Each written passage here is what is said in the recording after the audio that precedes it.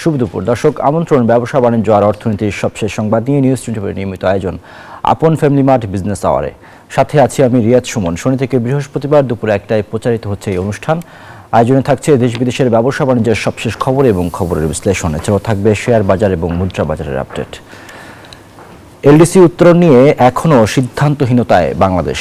জাতিসংঘের প্রতিনিধি দলের ঢাকা সফর বাতিল হওয়ায় বিষয়টি আরও অনিশ্চয়তায় পড়েছে। অর্থনীতিবিদরা বলছেন, এমন পরিস্থিতি এলডিসির প্রস্তুতিতে প্রভাব ফেলবে।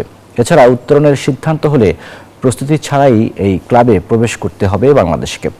এদিকে এ বিষয়ে অন্তর্বর্তী সরকার জাতিসংঘের কোনো ইঙ্গিত না পাওয়ায় নতুন সরকারের দিকে তাকিয়ে আছেন ব্যবসায়ীরা।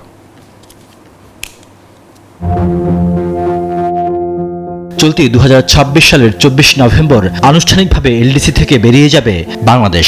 যদিও সামষ্টিক অর্থনৈতিক পরিস্থিতি বিবেচনায় এটি পেছানোর দাবি আছে ব্যবসায়ীদের। এমন পরিস্থিতিতে বাংলাদেশের সার্বিক প্রস্তুতি পর্যালোচনা ও নিজেদের অবস্থান জানাতে জানুয়ারি মাসে ঢাকায় আসার কথা ছিল জাতিসংঘের প্রতিনিধি দলের, কিন্তু এই সফর স্থগিত করে সংস্থাটি। বাণিজ্য মন্ত্রণালয় সূত্রে জানা গেছে, জাতীয় নির্বাচনের যুক্তি দেখিয়ে অন্তর্বর্তী সরকারের পক্ষ থেকে সফরের বিষয়ে না করা হয়েছে। এমন বাস্তবতায় এলডিসি উত্তরণ নিয়ে তৈরি হয়েছে ধোঁয়াশা।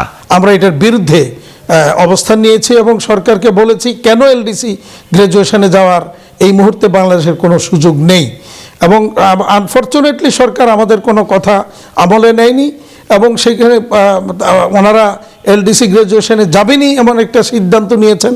আমরা মনে করি এখনও বলবো এলডিসি গ্র্যাজুয়েশনে যাওয়ার মতো পরিস্থিতি বাংলাদেশের নেই।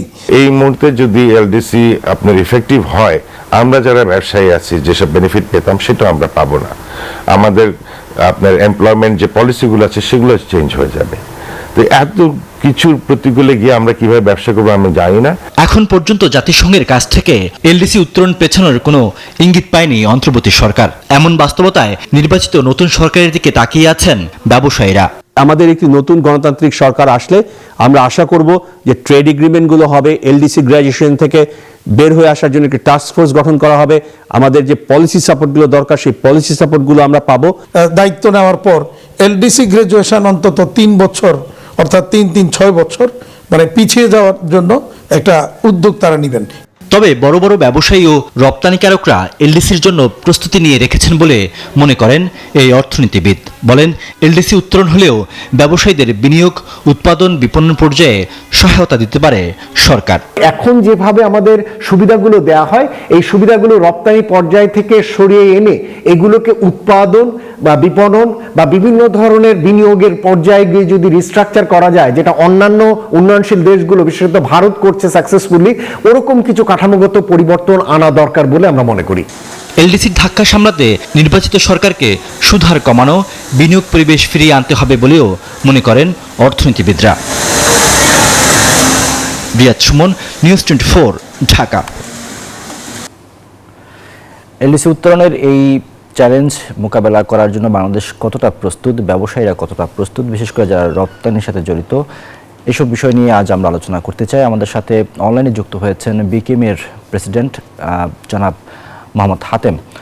জনাব হাতেম, আপনাকে স্বাগত জানাচ্ছি আমাদের আজকের আলোচনা পর্বে। আপনি নিশ্চয়ই আমাদের প্রতিবেদনটি দেখেছেন, যেখানে আমরা এলডিসি উত্তরণের পর আসলে চ্যালেঞ্জগুলো কী বা ব্যবসায়ীদের ভাবনা কী সেই বিষয়গুলো নিয়ে রিপোর্টটি করার চেষ্টা করেছি।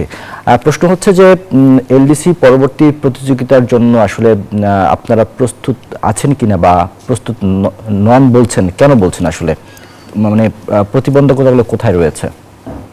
আচ্ছা, আপনি যদি দেখেন যে 2018 সালে যখন এলডিসি গ্র্যাজুয়েশনে যাওয়ার প্রস্তুতি মানে শুরুটা হয়েছিল, ওই সময়কার অর্থনৈতিক প্রেক্ষাপট আর বর্তমানের প্রেক্ষাপট এটা সহজেই অনুমান করা যায় যে ওই অনেক অনেক পার্থক্য।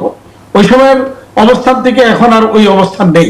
এবং প্রথমে তো কোভিড, পরবর্তীতে রাশিয়া ইউক্রেন যুদ্ধ, দুইটা মিলে সারা বিশ্বের অর্থনীতি একটা টালমাটাল পরিস্থিতি, আর তার ধকল বাংলাদেশের উপর দিয়ে কিন্তু গিয়েছে। আর আপনি যদি দেখেন গত 6 মাস যাবত এক্সপোর্ট ডিক্লাইন করছে, আরো 6 মাস এক্সপোর্ট ডিক্লাইনিং টেন্ডেন্সি আমরা লক্ষ্য করছি, যে সহসা এটার উন্নতির কোনো লক্ষণ নেই। এবং এই যাবৎকালে মানে গত সরকার এবং এই সরকারের এসেও এলডিসি গ্র্যাজুয়েশনে যাবার তারা সিদ্ধান্ত নিয়েছেন। প্রথম তো এই সরকার মানে এলডিসি গ্র্যাজুয়েশনে যাবেন কি যাবেন না একটা ইয়ের মধ্যে ছিল, এবং যাবেন না অবস্থান ছিল। পরবর্তীতে যখন সিদ্ধান্ত নিলেন যাবেন, কিন্তু এরপর থেকে কোনো কি প্রস্তুতি আছে এটা নিয়ে? কোনো প্রস্তুতি নেই, কোনো রোডম্যাপ তৈরি করা হয়নি, আমাদের সাথে কোনো আলোচনা নেই, কোনো স্টেক হোল্ডার কনসালটেশন নেই, এবং আফটার গ্রাজুয়েশন কি হবে, কোন লাইনে আমাদেরকে যেতে হবে, এইগুলি নিয়ে কোনো আলোচনা নেই। এক্সপোর্ট কন্টিনিউয়াস ডিক্লাইন করতেছে, ইন্ডাস্ট্রি মুখ থুবড়ে পড়ছে, বিভিন্ন ইন্ডাস্ট্রি ফ্যাক্টরি বন্ধ হয়ে যাচ্ছে, শ্রমিক বেকার হচ্ছে। তো এইরকম একটা পরিস্থিতিতে আমরা তো মনে করি কোনো অবস্থাতেই এলডিসি গ্রাজুয়েশনে যাওয়ার মতো পরিস্থিতি নেই। আপনি একটু আগে নিউজে যেটা বললেন যে ওখানে সরকার জাতিসংঘ থেকে কোনো মানে রিপ্লাই বা উত্তর পায়নি, পাবে কি করে? সরকার তো পাওয়ার চেষ্টা করে নেই। জাতিসংঘ থেকে কোনো আবেদন তদবির বা রিপ্লাই পাওয়ার মতো কোনো পরিবেশ তো ওনারা করেন নাই, ওনারা তো কোনো তৎপরতা নাই। তো যার কারণে ওখান থেকে কোনো কিছু নেই। তবে আমাদের বিশ্বাস যে নতুন সরকার 12 তারিখের নির্বাচনের পরে নতুন সরকার আসলে সেখানে নতুন করে একটা উদ্যোগ হতে পারে, পিছানোর একটা উদ্যোগ হতে পারে। আমরা বড় রাজনৈতিক দলগুলির সাথে ইতিমধ্যে আমরা কথা বলেছি, ওনারা বিষয়টা ওনারা অত্যন্ত ওয়াকিবহাল, এবং ওনারাও বুঝতেছেন যে এলডিসি গ্রাজুয়েশনে যাওয়ার মতো কোনো পরিস্থিতি বাংলাদেশের নেই, ওনারাও আমাদের সাথে একমত। তো দেখা যাক এখন 12 তারিখের পরে সরকার গঠন কারা করেন, সেই অনুযায়ী আমরা পরবর্তী পদক্ষেপ নেওয়ার প্রত্যাশায় রয়েছি। কারণ আমি পরিষ্কারই বলেছি, এলডিসি গ্রাজুয়েশনে যাওয়ার সরকারের যে সিদ্ধান্ত, এটা হলো আত্মহত্যা করার জন্য একটা ঘোষণা, এছাড়া আর কিছু না। যারা ভাবতে আপনারা বলছেন যে এটি যদি হয়ে যায় তাহলে অর্থনীতির উপর একটি বড় ধাক্কা আসবে, বিশেষ করে রপ্তানির উপরে। যদি ব্যাখ্যা করতেন যে ধাক্কাটা কেমন হবে, মানে আচ্ছা, আপনি একটা জিনিস দেখেন যে ইন্ডিয়া এফটিএ করেছে ইউর সাথে, তারপরে ভিয়েতনাম, আমাদের যে প্রধান প্রতিদ্বন্দ্বী দেশ ভিয়েতনাম, ইন্ডিয়া, এরা প্রত্যেকেই কিন্তু এফটিএ করে ফেলেছে, আমরা কিন্তু কিছুই করিনি। তো ফলে এলডিসি গ্রাজুয়েশনের পরে যখন আমার যখন ডিউটি ফ্রি অ্যাক্সেসটা থাকবে না, বা এরপরে যেটা আমরা জিএসপি প্লাস পাওয়ার জন্য যে মানে একটা ইয়ে আছে, সম্ভাবনা আছে, সেটাও পাওয়ার কোনো রাস্তা আমাদের নেই। এই কারণে যে সেখানে মিনিমাম যে থ্রেশহোল্ড আছে ওই দেশের রপ্তানির, কোন দেশ যদি 6.5% উপরে রপ্তানি করে, তাহলে সেই দেশ জিএসপি প্লাসও পাবে না, অর্থাৎ আমাদের 10.5 উপরে আমাদের রপ্তানি রয়েছে। তো সেখানে আমরা জিএসপি প্লাসও পাবো না। তাহলে এই যে আমরা পাবো না, তাহলে কি আমরা ভিয়েতনাম, কম্বোডিয়া, ইন্ডিয়া এদের সাথে কম্পিটিশনে গিয়ে আমাদের রপ্তানি কি আমরা কি করতে পারবো? আপনি দেখেন গত 30 বছরে যে 8টা দেশ এলডিসি গ্রাজুয়েশনে গিয়েছে, দেশগুলি কি আমরা অনেকগুলির নামও আমরা জানি না, অর্থাৎ এত ক্ষুদ্র ক্ষুদ্র দ্বীপ রাষ্ট্র যাদের নামও অনেকে আমরা জানি না। ওই যে ক্যাপ ভানুয়াতু, ক্যাপ ভার্ডে, ভানুয়াতু, তারপরে আপনার মালদ্বীপ। তো এই যে এই ধরনের কিছু জাতীয় নাম, তো এই নামগুলি এদের আছে কি? তাদের হারাবার কিছু নেই, তাদের কোনো রপ্তানি নাই। বাংলাদেশের ফরেন কারেন্সি আর্নিং এর একটা প্রধান সোর্স হচ্ছে রপ্তানি। তো রপ্তানি ক্ষেত্র বিশেষভাবে ক্ষতিগ্রস্ত হবে সবচেয়ে বেশি। তো সুতরাং সরকারকে এই জায়গাগুলি বিবেচনায় নিয়ে এই সরকারের, বর্তমান সরকারের একটা সুযোগ ছিল যে 24 সালের জুলাইতে যখন আর অগাস্টে যখন আগের সরকার বিদায় নিল, তখন এই সরকারের সুযোগ ছিল যে নতুন সরকার আমাদেরকে নতুন করে এটার রোডম্যাপ তৈরি করতে হবে, পরিকল্পনা নিতে হবে, আমাদেরকে সময় দিতে হবে। ওই সময়টা তো আর একটা সুযোগ ছিল, কিন্তু বাস যুক্তিসঙ্গত একটা সুযোগ ছিল, কিন্তু সরকার সেই সুযোগটা নেয়নি। তারপরে এরপরে আরো অনেক ছিল যে আগের সরকারের নানা রকমের যে তথ্য উপাত্ত ভুল ছিল, এগুলিও মানে বলে সেখানে একটা সুযোগ নেওয়া যেতে পারতো, কিন্তু সরকার উদ্যোগটা নেয়নি। পরবর্তীতে আমাদের অনুরোধে বাণিজ্য মন্ত্রণালয়ের একটা উদ্যোগ নিয়েছিল, এটার জন্য অবশ্যই আমরা ধন্যবাদ জানাই বাণিজ্য উপদেষ্টা মহোদয়কে, যে তিনি উদ্যোগটা নিয়েছিলেন জাতিসংঘের টিম একটা এসে যে আমাদের এলডিসি গ্রাজুয়েশনে যাওয়ার মতো পরিস্থিতি, পরিবেশ কি, প্রস্তুতি কতটুকু, এইটা পর্যবেক্ষণ করার জন্য একটা টিমকে উনি আমন্ত্রণ জানিয়েছিলেন। যে টিমটা এসে আমাদের সাথে কথা বলেছে, সরকারের বিভিন্ন পর্যায়ে কথা বলেছেন। সেইটার কোনো পরবর্তীতে রেজাল্ট কি সেটা নিয়ে সরকার কোনো উদ্যোগ নিয়েছে কিনা বা তৎপরতা ছিল কিনা সেটা আমাদের কাছে বোধগম্য নয়। সবচেয়ে বড় কথা হচ্ছে যে এলডিসি গ্রাজুয়েশনে গেলে পরে কি কি কি জিনিস আমাদের পরিস্থিতি মোকাবেলা করতে হবে, সেটার প্রতিকার কি, কিভাবে আমরা এটা ওভারকাম করব, এই বিষয়গুলি নিয়ে সরকারের পক্ষ থেকে আমরা যে সবচেয়ে বড় স্টেক হোল্ডার, আমাদের সাথে এই পর্যন্ত কোনো আলোচনার প্রয়োজন তারা মনে করছে না। তো এইভাবে একটা ধোঁয়াশার মধ্যে এলডিসি গ্রাজুয়েশনে যাওয়া, এটার তো আমি কোন রকমের আমি যুক্তিসঙ্গত কারণ আমি দেখছি না। ফাতেমা, আরেকটা বিষয় হচ্ছে যে অর্থনীতিবিদরা তো এলডিসি যাওয়ার পক্ষে, অনেকেই বলছেন যে যাওয়া উচিত বা এটি পেছানোর খুব বেশি সুযোগ নেই, এই ক্ষেত্রে ব্যবসায়ীদেরকে অন্যভাবে প্রণোদনা দিয়ে টিকিয়ে রাখতে হবে, এরকম কথা বলছেন। আপনি এর সাথে একমত কিনা বা এই কথার সাথে কি বলবেন? আপনি প্রণোদনা দিয়ে কতক্ষণ টিকিয়ে রাখবেন? আর প্রণোদনা দেওয়ার, সরকার বলে যে প্রণোদনা দেওয়ার সুযোগ নেই। হ্যাঁ, প্রণোদনা দেওয়া যদি টিকিয়ে রাখতে পারে সেটারও তো একটা পরিকল্পনা হওয়া দরকার, সেই পরিকল্পনাও তো নাই।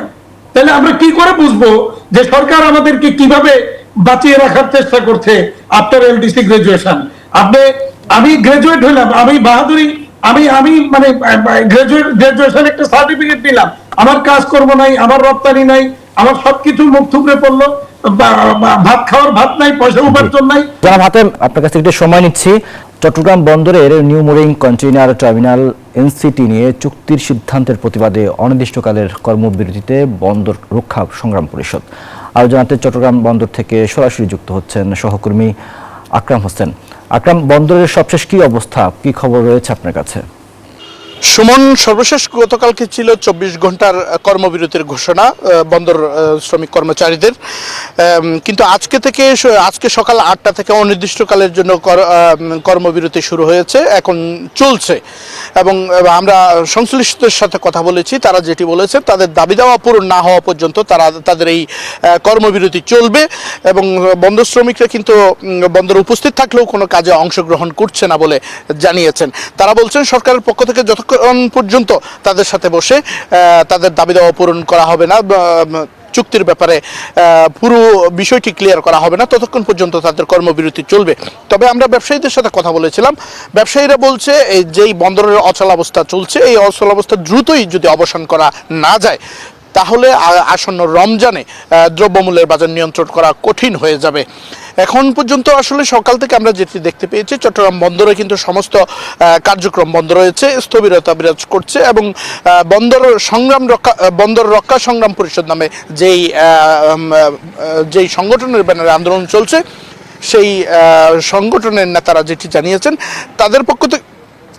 তাদেরকে এখনো পর্যন্ত সরকারের পক্ষ থেকে কোনো ধরনের আশ্বস্ত করা হয়নি, যার কারণে তারা এই আন্দোলন পরিচালনা করছেন। তবে আন্দোলন সাথে সংশ্লিষ্ট 15 জন কর্মচারীকে কিন্তু ইতিমধ্যেই বদলি করা হয়েছে, তবে তারা সেই বদলির কর্মস্থলে যোগদান করেনি। আমরা তাদের সাথে কথা বলেছি, তারা বলছেন এখনো পর্যন্ত তারা অফিসিয়ালি কোনো ধরনের বদলির আদেশ পাননি।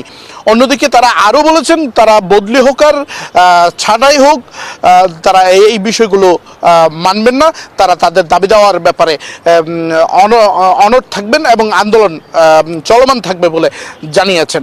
আমরা এই বিষয়ে সংশ্লিষ্টদের সাথে কথা বলেছি, ব্যবসায়ীদের সাথে কথা বলেছি। ব্যবসায়ীরা বলছেন এই বিষয়টি দ্রুতই সমাধান করা দরকার। আসলে যেহেতু আগামী আসন্ন রমজান আসন্ন।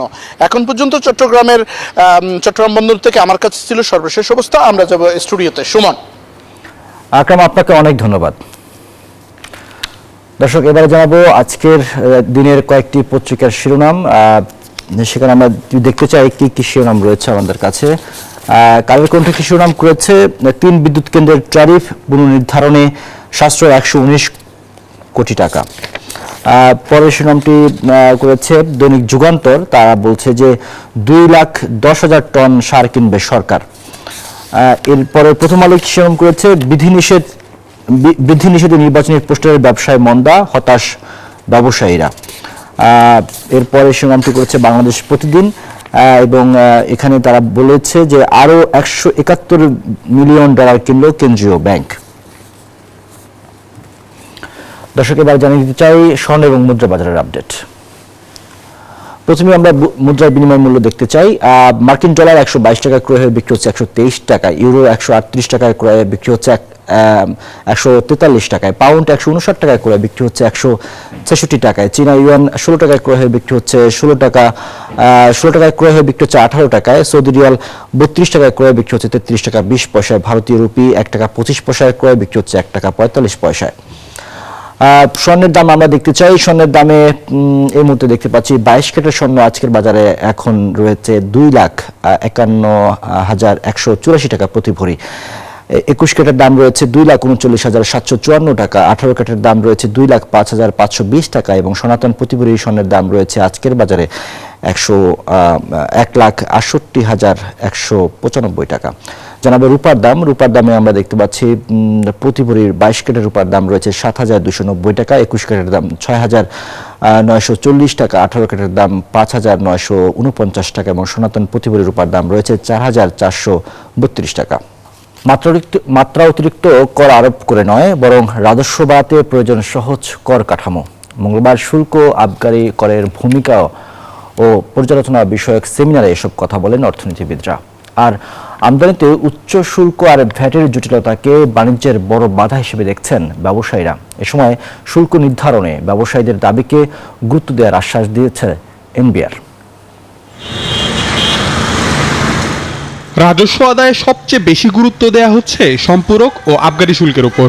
এনবিআর বলছে মোট আয়ের একটি বড় অংশই আসছে এই দুই খাত থেকে, মূলত তামাকজাত দ্রব্য, বিলাসবহুল পণ্য এবং নির্দিষ্ট কিছু সেবা খাতের উপর শুল্ক আরোপ করার ফলে সরকারি কোষাগারে অর্থ আসার গতি বাড়ছে, যা সামগ্রিক রাজস্ব কাঠামোকে স্থিতিশীল রাখছে।